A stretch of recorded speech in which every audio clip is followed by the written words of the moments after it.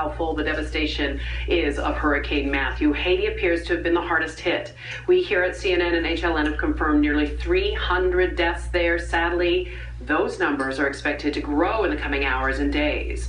Right now, the race is on to find survivors in Haiti. But the problem is the storm wiped out the only bridge into the worst affected area in the south.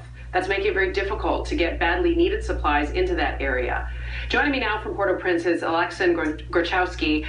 Thank you so much for joining me. You're with the organization Hope for Haiti. We've been speaking with your people over the last few days. First of all, why don't you set the scene for us of where you are and what the climate and the weather is like right now? Sure. So I'm in Port-au-Prince, a bit removed from the true damage in the south. But right now, I mean, the skies are clear and everything is kind of moving forward. We began with Hope for Haiti mobilizing response yesterday, and you see a lot of movement happening with all the different NGOs, people kind of starting to collaborate and really coming up with a game plan. And so, I mean, that's the good news amidst all the crisis, is that everything is moving forward. People are mobilizing, and truly, I mean, this has become a kind of a narrative of Haitian resilience above all. So that's been great to see. Absolutely, it is. I got to tell you, a bad situation made worse by the earthquake there in 2010. A country still bearing the brunt of that. We know that the bridge being destroyed was a real issue for you guys getting resources mobilized, as you talked about. What kind of damage have you been seeing as your people have been getting out there in the communities and villages? I mean, there's complete destruction in terms of infrastructure. Roads are really hard to access. A community with which you work in Morency, for example, I mean, it's really incredibly hard to access. Trees are toppled down.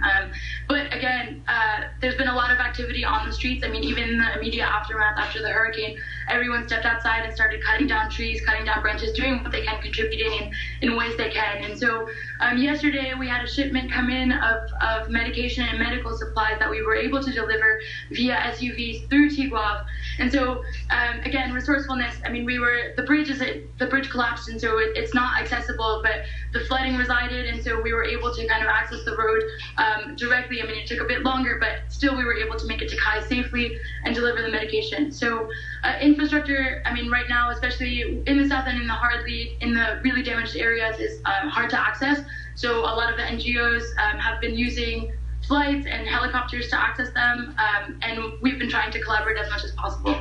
And on our end, we've been really kind of working with our communities. So we work with 52 community partners in healthcare, education, and clean water activities. So we've been trying to ascertain their safety and security and assess their needs.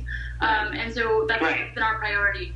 Well, and the priority has been also to get these buckets. They have these emergency buckets. For those of you that know, Hope for Haiti has these buckets that have water purification tablets and sundries and meal packets. Apparently a bucket can feed a family of 5 for at least 5 days. And we know that those basic needs are going to be what some of these families in some of these areas that are cut off from the rest of civilization, they're going to rely on for the coming days and weeks.